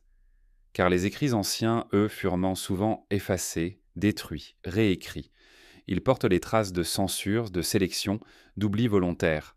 Ce qui est arrivé aux textes sacrés, aux chroniques disparues, aux archives brûlées, constitue une autre énigme de notre passé, celle des chroniques interdites. Il est des pages de l'histoire que l'on ne trouve plus dans aucun livre, des récits effacés par les flammes, la censure ou l'oubli volontaire. Les chroniques interdites, ces textes perdus ou dissimulés, sont les fantômes de notre mémoire collective. Elles parlent d'événements, de peuples et de savoirs qui n'ont pas survécu dans la version officielle de l'histoire. Leur absence nous hante comme un silence trop lourd pour n'être que le fruit du hasard. Car derrière chaque manuscrit brûlé, chaque tablette brisée, chaque bibliothèque réduite en cendres, il y a peut-être la trace d'une vérité dérangeante, une vérité que certains ont préféré effacer. L'exemple le plus célèbre de cette perte est sans doute celui de la bibliothèque d'Alexandrie. Fondée pour rassembler tous les savoirs du monde connu, elle aurait contenu des centaines de milliers de rouleaux, des textes venant d'Égypte, de Grèce, de Mésopotamie, d'Inde et peut-être d'ailleurs encore. Mais un incendie, ou peut-être plusieurs, détruisit la plus grande partie de ce trésor. Les flammes emportèrent des siècles de mémoire, des œuvres qui auraient pu nous révéler les origines de nos civilisations, les découvertes des peuples anciens, les mythes oubliés. Tout cela disparut en fumée, laissant derrière lui un vide que nous ne pouvons combler que par des suppositions. Mais la destruction ne fut pas toujours accidentelle. Parfois, elle fut délibérée. Des empires, des religions, des conquérants ont souvent cherché à imposer leur vérité en effaçant celle des autres. Les textes jugés hérétiques furent brûlés, les chroniques alternatives interdites, les savoirs concurrents effacés. En Mésopotamie, certaines tablettes d'argile furent volontairement brisées, comme si l'on avait voulu détruire jusqu'à la mémoire des dieux anciens. En Amérique, les conquistadors jetèrent aux flammes les codex mayas, considérés comme païens. De ces immenses chroniques, il ne reste que quelques fragments, comme des cendres encore tièdes qui témoignent de ce que fut l'incendie. Ces pertes nous rappellent que l'histoire que nous lisons aujourd'hui est une histoire filtrée, choisie, amputée. Ce qui nous est parvenu est une version partielle, façonnée par ceux qui détenaient le pouvoir d'écrire et de transmettre. Derrière cette façade, il y a d'autres récits, d'autres chronologies, d'autres vérités qui furent effacées. Les chroniques interdites sont le revers de notre mémoire, une immensité de textes disparus qui auraient pu nous montrer une autre image de nous-mêmes. Pourtant, des indices subsistent, des fragments retrouvés dans des grottes, des manuscrits enfouis, des parchemins oubliés dans des monastères. Les manuscrits de la mer morte, découverts dans les grottes de Qumran, sont un exemple de cette mémoire préservée par le hasard. Cachés pendant des siècles, ils révèlent une vision du monde différente, où des sectes dissidentes racontaient l'histoire à leur manière. Ces textes nous rappellent que l'histoire n'est jamais unique, qu'elle fut toujours plurielle, et que de nombreuses voix furent réduites au silence. Certains parlent aussi de textes encore cachés, volontairement soustraits au regard du monde. Des chroniques qui auraient survécu dans des bibliothèques secrètes, conservées par des ordres religieux ou des sociétés discrètes. Légende ou réalité, l'idée persiste que tout n'a pas été détruit, mais que certaines mémoires furent volontairement occultées. L'on évoque des archives enfouies sous le désert, des rouleaux scellés sous des temples, des écrits regardés dans des cavernes. Peut-être n'est-ce que le fruit de l'imagination. Mais peut-être est-ce aussi la survivance d'un savoir interdit, jugé trop dangereux ou trop troublant pour être révélé. Les chroniques interdites ne concernent pas seulement des textes anciens. Elles touchent aussi les récits transmis oralement, détruits par la domination de cultures plus puissantes. Combien de légendes amérindiennes furent effacées par la colonisation? Combien de récits africains disparurent avec la traite des esclaves et l'imposition de langues étrangères? Chaque fois, des pans entiers de mémoire furent réduits au silence, et avec eux peut-être des souvenirs d'âges bien plus anciens, remontant à des civilisations effacées. On pourrait croire que ce qui fut perdu l'est à jamais. Pourtant, même réduites en cendres, les chroniques interdites laissent comme des ombres. La mythe, les symboles, les traditions populaires en gardent parfois la trace. Ainsi, des légendes locales parlent de rois anciens que l'histoire officielle ignore, de catastrophes effacées descendant des archives, de peuples dont il ne reste aucune inscription. Ce sont des fragments épars, mais ils laissent entrevoir ce que furent ces chroniques interdites, une mémoire alternative, une autre version de notre passé. Ce qui rend leur absence encore plus troublante, c'est la récurrence des mêmes thèmes dans les textes disparus. Partout, il semble que des récits évoquaient des âges antérieurs, des civilisations perdues, des savoirs anciens. Partout, on retrouve la trace d'un passé plus ancien que celui que nous admettons. Et partout, ces récits furent soit effacés, soit transformés, soit cachés. Comme si une mémoire commune, dérangeante, avait été volontairement recouverte par le voile de l'oubli. La question demeure, pourquoi ? Était-ce pour des raisons de pouvoir afin d'imposer une seule version de l'histoire ? Était-ce pour protéger un savoir jugé dangereux, capable de bouleverser l'ordre établi ? Ou bien était-ce pour cacher la trace de civilisations antérieures dont l'existence contredirait la chronologie officielle ? Nous n'avons pas la réponse. Mais nous savons que les flammes ont emporté bien plus que du papier et de l'argile. Elles ont emporté une partie de nous-mêmes. Et pourtant, le mystère ne s'éteint pas. Car malgré la disparition des textes, des indices persistent dans un autre domaine, celui de la biologie. Dans les ossements, dans l'ADN, dans la mémoire inscrite au cœur même de nos cellules, subsistent des traces d'un passé plus vaste. Si les chroniques écrites furent effacées, peut-être que les chroniques biologiques, elles, portent encore l'empreinte d'un héritage oublié. C'est vers ces fragments enfouis dans notre propre corps que nous devons maintenant nous tourner. Car il se peut que les traces d'une humanité disparue ne se trouvent pas seulement dans les pierres et les mythes, mais dans notre sang et nos gènes. Dans le silence des laboratoires modernes, les chercheurs sondent aujourd'hui un autre type de mémoire, celle inscrite non pas sur la pierre, ni sur le papyrus, mais dans le tissu même de nos cellules. Car l'ADN, cette longue spirale cachée au cœur de chaque être humain, est un livre muet où s'entassent des millions d'années d'évolution. Ce que les chroniques écrites ont perdu dans les flammes, ce que les temples engloutis n'ont pas su préserver. Peut-être que nos gènes l'ont gardé, enfoui dans leur langage secret. En déchiffrant ce code, nous ouvrons une porte sur un passé plus ancien que l'histoire elle-même, et ce que l'on y trouve parfois trouble l'esprit. Des fragments oubliés qui semblent témoigner de rencontres avec d'autres humanités disparues. Pendant longtemps, on pensait que l'homme moderne était une lignée unique, séparée, née il y a environ 200 000 ans en Afrique avant de se répandre sur la planète. Mais l'étude du génome a révélé une histoire bien plus complexe, une mosaïque où plusieurs humanités se sont croisées, mêlées, parfois éteintes. Dans l'ADN de chacun de nous, il subsiste des traces de ces rencontres, comme si nous portions en nous les fantômes d'autres peuples, d'autres civilisations biologiques. Les Néandertaliens, par exemple, ne sont pas seulement des cousins disparus, ils vivent encore dans notre sang. Entre 1 et 4% de l'ADN des populations européennes et asiatiques actuelles proviennent d'eux. Ce ne sont pas de simples vestiges. Certains de ces gènes influencent encore notre système immunitaire, notre physiologie. Ils sont une voix ancienne qui murmure encore dans nos corps, mais Néandertal n'est pas seul. Plus récemment, on a découvert l'existence des Dénisoviens, une autre humanité disparue dont on ne connaissait rien il y a à peine quelques décennies.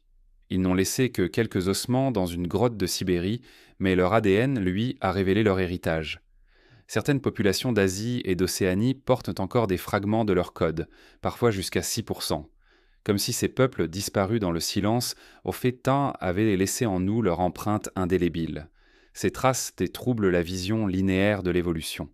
L'humanité n'est sans pas le fruit d'une seule branche, mais d'un enchevêtrement. Nous sommes les héritiers de rencontres multiples, de croisements avec d'autres lignées humaines dont nous avons souvent oublié le nom. Et peut-être qu'il y en eut davantage encore, des humanités éteintes dont nous n'avons pas retrouvé les ossements, mais dont l'ombre demeure inscrite dans notre génome. Ce constat résonne étrangement avec les mythes anciens. Lorsque les traditions évoquent donc des géants du passé, des êtres différents qui vivaient parmi les hommes, faut-il y voir la mémoire déformée de ces humanités disparues? Les légendes bibliques des Néphilim, les récits grecs des titans, les traditions africaines ou polynésiennes parlant d'anciens peuples puissants pourraient n'être que le reflet, à travers les siècles, de cette coexistence réelle entre l'homme moderne et d'autres lignées humaines. Les mythes auraient en gardé le souvenir de ces rencontres, codées en récits symboliques.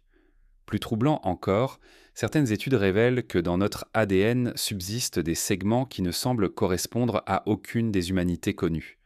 Des fragments orphelins, venus d'ailleurs, peut-être d'espèces disparues dont nous ignorons jusqu'à l'existence. Comme si nous portions en nous les archives biologiques de mondes totalement oubliés, éteints avant même que l'histoire commence. L'ADN n'est pas seulement une mémoire des lignées, il est aussi le témoin des catastrophes. Certains marqueurs génétiques révèlent les effets des famines, des épidémies, des bouleversements climatiques. On y lit les traces de populations décimées, de migrations forcées, d'adaptations brutales. Chaque mutation est un mot de ce récit muet, une cicatrice inscrite dans la chair. Ainsi, même sans texte, l'humanité a conservé le souvenir de ses luttes, de ses effondrements, de ses renaissances. Mais ce qui demeure fascinant, c'est que cette mémoire biologique rejoint parfois les intuitions des mythes. Là où les récits anciens parlent de cycles, de destruction et de renaissance, la génétique révèle des goulots d'étranglement, des moments où l'humanité fut réduite à une poignée de survivants. Là où les légendes évoquent la disparition de peuples entiers, l'ADN montre l'extinction de certaines lignées humaines, comme si le corps avait gardé, à sa manière, les chroniques interdites que les livres avaient perdues.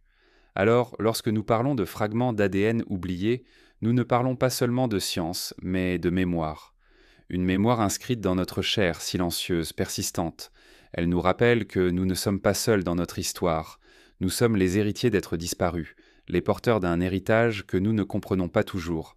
Peut-être que dans ces fragments se cache la preuve qu'il y eut, avant nous, d'autres civilisations humaines, éteintes sans laisser de monuments, mais présentes encore dans nos gènes. Cette vision change tout. Car si nous portons en nous la trace d'autres humanités, alors nous ne sommes pas une lignée unique, mais une symphonie de voix anciennes. Notre identité n'est pas un point d'origine, mais un tissage. Et dans ce tissage, certains fils sont encore mystérieux, inclassables, venus de peuples dont nous ne savons rien. Comme si une part de notre origine restait volontairement voilée, enfouie dans le code biologique, attendant d'être comprise. Peut-être qu'un jour, en déchiffrant ces fragments, nous découvrirons des histoires qui dépassent nos imaginaires. Peut-être que ces séquences inconnues nous parleront d'êtres dont les traces matérielles ont disparu, engloutis par le temps et les catastrophes. Peut-être même qu'elles révéleront que l'homme, dès ses origines, a toujours été le fruit d'une mémoire plus vaste, d'un héritage dont les limites échappent à notre compréhension. Ainsi, les fragments d'ADN oubliés sont des chroniques silencieuses. Ils ne s'expriment pas en mots, mais en séquences, en répétitions, en mutations.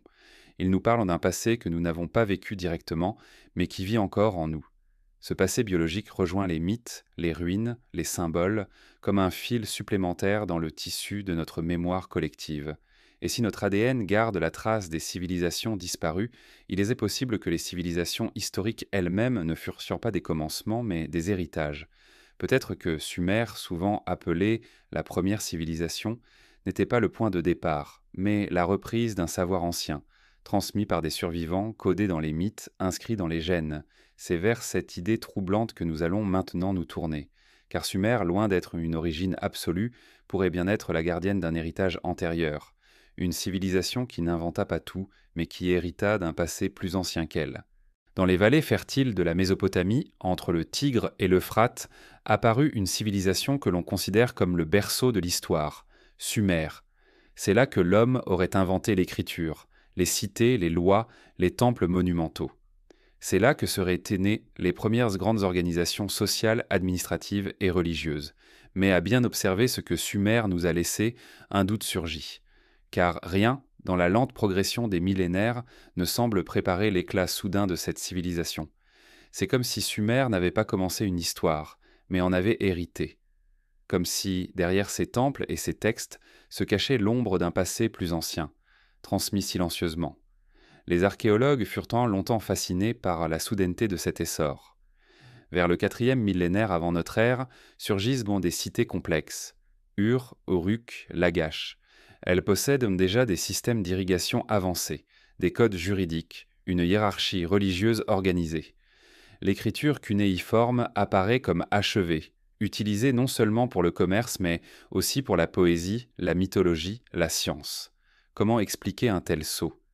Comment un peuple, jusque-là essentiellement rural, aurait-il inventé en quelques siècles l'ensemble des fondements de la civilisation ? L'impression que Sumer reçut, plus qu'elle n'inventa, se renforce à la lecture de ces mythes. Les Sumériens eux-mêmes n'affirmaient pas être les créateurs de leur savoir. Ils le disaient prendre transmis par les dieux. Les Anunnaki, ces puissances de descendues du ciel, étaient censés leur avoir donné l'écriture, l'agriculture, la connaissance des astres. Derrière ces récits religieux, il est impossible de voir la mémoire d'une transmission réelle, celle d'un savoir venu d'ailleurs, peut-être des survivants d'un peuple antérieur, que les Sumériens, impressionnés, divinisèrent. Ce qui intrigue encore davantage, c'est l'existence de listes royales sumériennes. Gravées sur des tablettes, elles recensent les rois ayant régné avant le déluge et après. Mais les règnes d'avant le déluge s'étendent sur des milliers d'années, comme si ces figures appartenaient à un âge plus ancien, un âge différent. On pourrait y voir une exagération mythique, une manière d'élever ces souverains au rang d'êtres divins. Mais on pourrait aussi y lire la trace d'un passé oublié, celui de peuples ayant précédé Sumer et dont la mémoire fut intégrée au récit du fondateur. Les découvertes archéologiques semblent parfois conforter cette idée.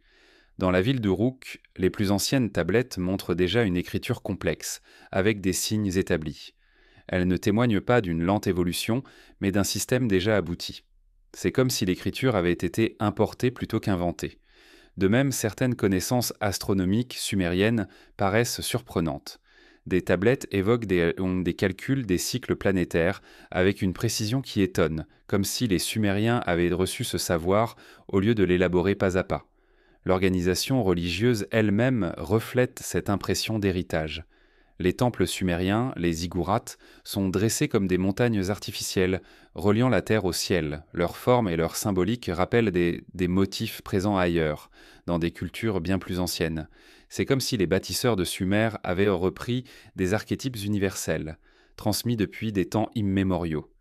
Cette hypothèse, celle d'un héritage, ne retire rien à la grandeur de Sumer. Elle nous invite simplement à voir dans cette civilisation le reflet d'un passé plus vaste.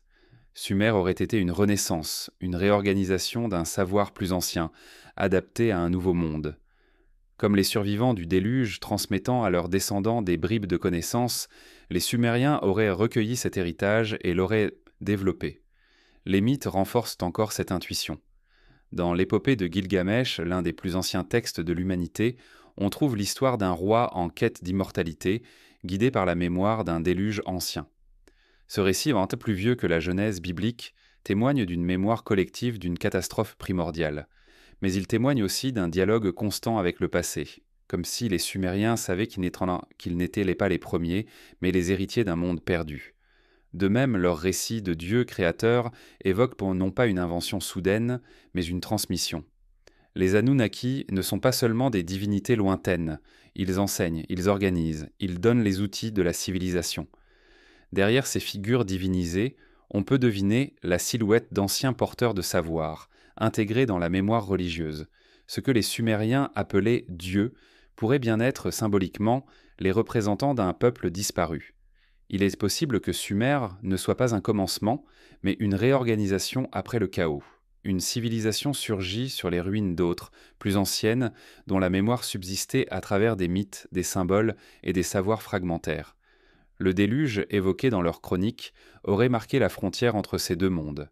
Ce qui précéda fut englouti, mais ce qui survécut fut transmis, reformulé, et prit racine dans les plaines de Mésopotamie. Aujourd'hui, lorsque nous contemplons les tablettes sumériennes, nous voyons le début de l'histoire écrite, mais il est possible qu'elle ne soit que la continuation d'une mémoire plus ancienne, mise en mots pour la première fois.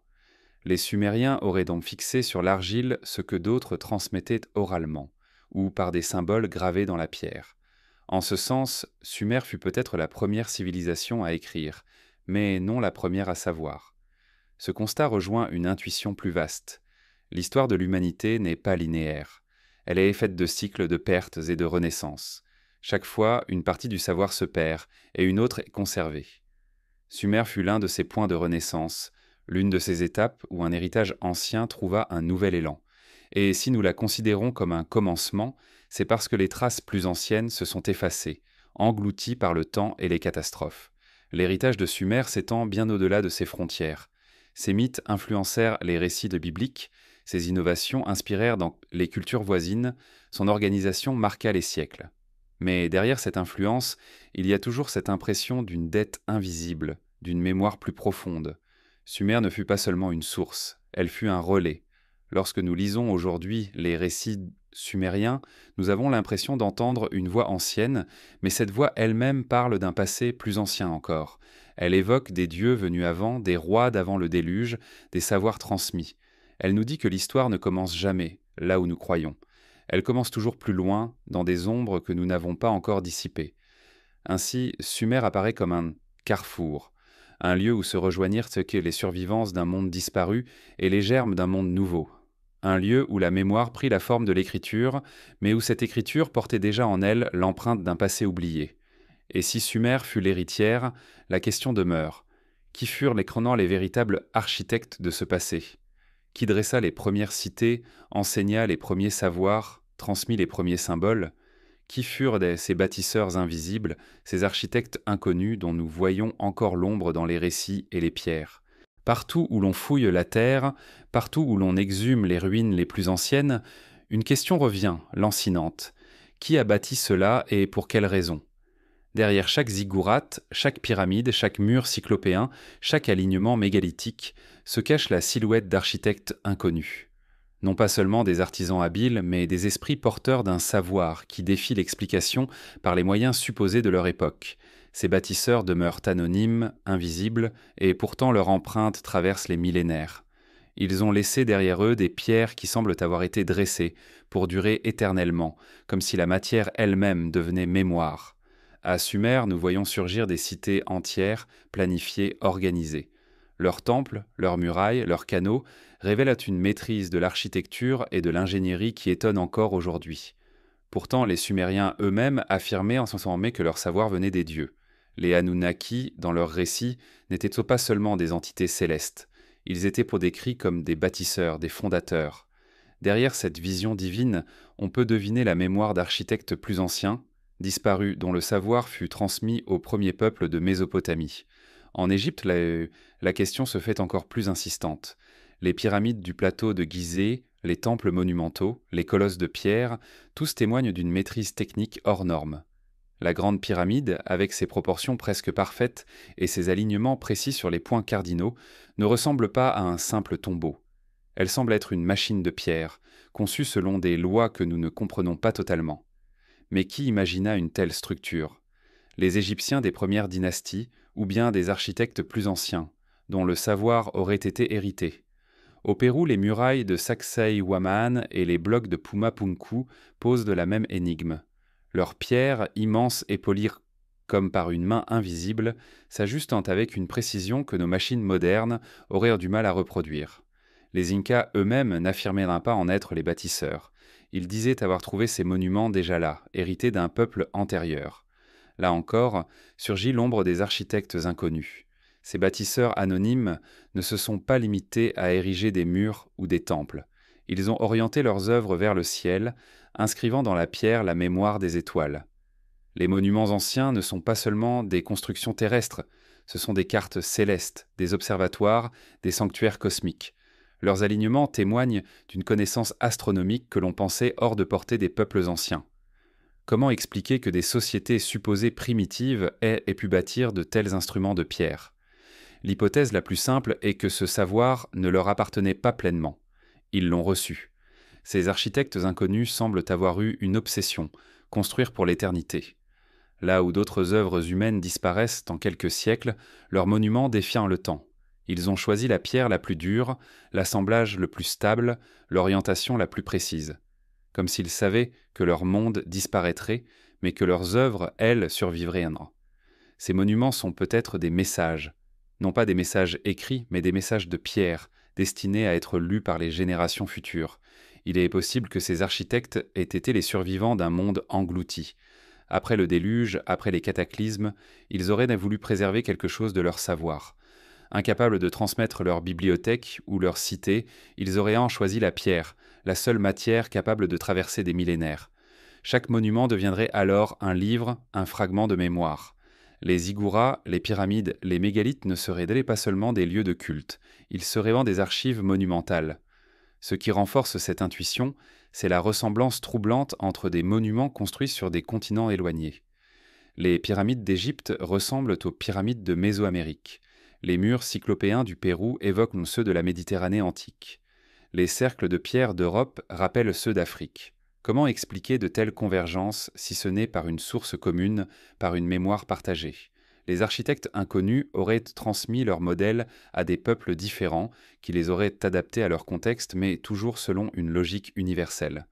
Dans certaines traditions, ces bâtisseurs sont évoqués sous le nom de géants, de dieux ou de héros civilisateurs. Partout, les mythes parlent d'êtres venus enseigner l'art de construire. En Amérique centrale, Quetzalcoatl est le dieu bâtisseur. En Égypte, Thoth est l'architecte divin. En Grèce, Prométhée transmet le feu et les arts. Derrière ces figures mythologiques se cache peut-être la mémoire des mêmes architectes, transformés en divinités par ceux qui ne comprenaient pas l'origine de leur savoir. Ce mystère laisse entrevoir une vérité plus profonde. Et si notre monde n'était pas le premier à bâtir des cités et des temples? Et si, avant nous, une humanité oubliée avait déjà atteint un haut degré de maîtrise, avant de disparaître? Leurs survivants auraient été les maîtres silencieux, les architectes inconnus qui transmirent à Sumer, à l'Égypte, aux Andes et à d'autres lieux les fondements de la civilisation. Aujourd'hui, nous contemplons leurs œuvres avec un mélange de fascination et d'incompréhension. Nous les étudions, nous les mesurons, nous les analysons. Mais peut-être passons-nous à côté de leur véritable message. Ces monuments ne sont pas seulement des prouesses techniques, ils sont des signes laissés dans la pierre pour rappeler que l'histoire humaine est plus ancienne, plus profonde, plus mystérieuse que nous le croyons. Il est possible que nous ne connaissions jamais leur nom ni leur visage, mais leur héritage est là, sous nos yeux, dans chaque bloc de pierre, dans chaque alignement cosmique. Ils sont les architectes inconnus, ceux qui ont bâti pour l'éternité, ceux qui ont voulu transmettre, au-delà de l'oubli. Et si nous écoutons attentivement leur silence, nous entendons une vérité simple. Nous ne sommes pas les premiers. Nous sommes les héritiers d'ombres immenses, d'architectes invisibles dont l'œuvre continue de nous hanter. À travers ces monuments, ils semblent nous adresser une dernière énigme, une question suspendue dans le temps. Pourquoi bâtir ainsi pour durer au-delà de toute mémoire? Peut-être parce qu'ils savaient que d'autres viendraient après eux, d'autres civilisations, d'autres hommes cherchant leurs origines, et qu'ils voulaient en nous laisser une trace, un fil conducteur, une preuve que nous ne sommes pas seuls dans la grande spirale de l'histoire. Et lorsque nous levons les yeux vers ces cités de pierre, une impression grandit. Derrière nous, dans l'ombre, une présence persiste, une humanité effacée qui a ouvert la voie.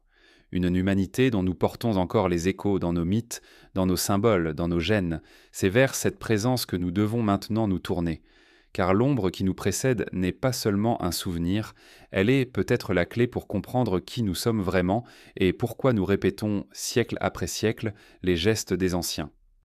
Lorsque l'on contemple les pierres anciennes, les mythes répétés, les symboles universels et les fragments inscrits dans nos gènes, une impression troublante se dégage. Nous ne marchons pas seuls sur la terre. Derrière nous, dans la nuit des âges, une ombre persiste. Elle ne porte pas de nom précis, elle ne s'attache à aucun peuple connu, mais elle plane sur toutes nos civilisations.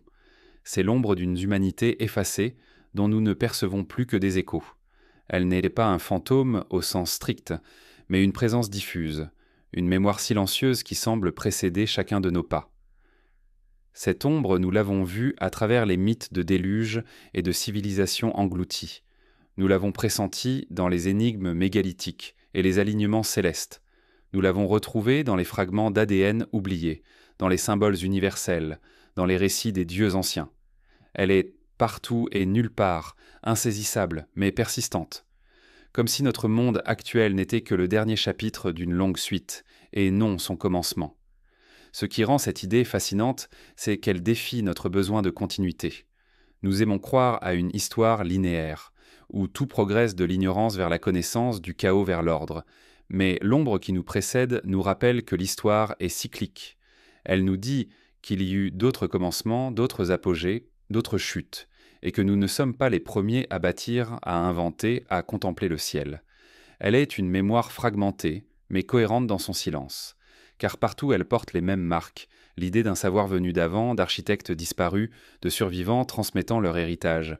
Elle est le fil invisible qui relie Sumer aux pyramides, les pyramides aux temples des Andes, les temples aux mégalithes, les mégalithes aux mythes universels. Ce fil n'est pas une preuve tangible, mais une résonance, une continuité souterraine. Peut-être que cette ombre est ce qui explique l'étrange soudaineté de nos civilisations. Comment Sumer put-elle surgir presque achevée? Comment l'Égypte bâtit-elle des monuments si colossaux dès ses premières dynasties? Comment des peuples supposés primitifs alignèrent-ils leurs pierres sur les cycles célestes? L'ombre silencieuse semble dire, ce n'était pas un commencement, mais une reprise. Un héritage invisible avait déjà préparé le terrain. Mais l'ombre n'est pas seulement derrière nous, elle est aussi au-dessus, comme un voile qui plane encore. Les mythes parlent souvent de dieux qui reviendront, de maîtres qui se manifesteront de nouveau. Derrière ces promesses de retour, il y a peut-être l'idée que l'ombre n'a pas disparu, qu'elle veille, qu'elle attend ou qu'elle continue de se manifester discrètement à travers des intuitions, des rêves, des symboles qui surgissent encore aujourd'hui. Elle n'est pas nécessairement bienveillante ni malveillante, elle est neutre, comme une mémoire qui persiste, indifférente au jugement des hommes. Mais son existence nous confronte à une question. Que faisons-nous de cet héritage? L'oublions-nous, le déformons-nous ou cherchons-nous à l'entendre, à le comprendre? Ce qui trouble le plus, c'est que nous portons cette ombre en nous. Elle n'est pas seulement dans les pierres et les mythes, elle est dans notre sang, dans notre inconscient collectif. Les archétypes universels, les récits répétés, les intuitions partagées montrent que nous ne créons pas tout ex nihilo. Nous puisons dans un réservoir ancien, dans une mémoire souterraine qui nous précède et nous guide. Peut-être est-ce cela, la véritable fonction des symboles, des temples, des récits, rappeler l'existence de cette ombre, empêcher qu'elle soit totalement oubliée. Chaque mythe du déluge, chaque serpent cosmique, chaque dieu bâtisseur est comme une balise, un signe qui dit « Il y eut quelque chose avant vous, ne l'oubliez pas ». Mais pourquoi cette ombre a-t-elle disparu? Pourquoi ceux qui la portaient furent-ils effacés? Les catastrophes naturelles, les bouleversements climatiques, les déluges ont pu les anéantir. Mais peut-être aussi y a-t-il une loi plus profonde. Aucune civilisation n'est éternelle. Toutes finissent par s'effondrer, par être recouvertes, par laisser la place à d'autres. Nous-mêmes, un jour, ne serons peut-être qu'une ombre pour ceux qui viendront après. Cette perspective nous trouble, mais elle nous enseigne aussi l'humilité. Elle nous rappelle que nous ne sommes pas le sommet définitif de l'histoire, mais une étape, un cycle parmi d'autres. Nous appartenons à une longue chaîne d'humanité, dont certaines sont oubliées, d'autres encore à venir. L'ombre qui nous précède n'est pas seulement le passé, elle est aussi notre avenir. Elle nous dit que ce que nous construisons aujourd'hui deviendra peut-être demain les ruines incomprises d'un monde effacé. Alors, que reste-t-il de cette ombre? Des pierres, des mythes, des fragments d'ADN, des symboles universels, mais surtout une sensation, celle que notre histoire était plus vaste, plus profonde, plus mystérieuse que nous le croyons. Cette sensation nous accompagne, chaque fois que nous contemplons un site ancien, chaque fois que nous lisons un mythe, chaque fois que nous levons les yeux vers le ciel nocturne. Elle est ce frisson, ce vertige qui nous rappelle que nous ne sommes pas seuls dans le temps. Peut-être que l'ombre ne demande rien de plus que cela, être reconnu, être accepté comme une partie de nous-mêmes, comme la preuve que notre identité est un tissage d'histoires visibles et invisibles. Nous ne sommes pas uniquement les enfants de Sumer, d'Égypte ou de la Grèce antique. Nous sommes aussi les héritiers de peuples sans nom, de civilisations effacées, d'architectes inconnus, de dieux transformés en symboles. Dans ce regard, le passé cesse d'être une chronologie rigide. Il devient un fleuve souterrain où des mémoires multiples circulent, se perdent, se rejoignent. L'ombre qui nous précède est le lit de ce fleuve. Elle nous rappelle que nous venons de loin, beaucoup plus loin que ce que nos livres d'histoire racontent. Et si nous écoutons attentivement, dans le silence des ruines, nous entendons son murmure. Il dit que chaque pierre dressée, chaque mythe répété, chaque symbole gravé fut une tentative de transmettre quelque chose de vital. La conscience que nous appartenons à une histoire infinie, où les civilisations naissent et meurent, mais où la mémoire, elle, persiste toujours sous une forme ou une autre. L'ombre qui nous précède est à la fois une énigme et une promesse. Elle nous dit que l'oubli n'est jamais total, que la mémoire trouve toujours un chemin, qu'il soit dans les pierres, dans les gènes ou dans les rêves. Elle nous invite à regarder notre propre civilisation avec ce même regard, non pas comme un sommet, mais comme une étape fragile, belle et passagère, inscrite dans le grand cycle des humanités. Et lorsque nous disparaîtrons à notre tour, peut-être que ceux qui viendront après percevront notre trace comme nous percevons la leur, une ombre silencieuse précédant leurs pas, rappelant que nul commencement n'est absolu et que l'histoire humaine est une spirale qui s'élève à travers l'oubli, toujours guidée par les voies des mondes effacés.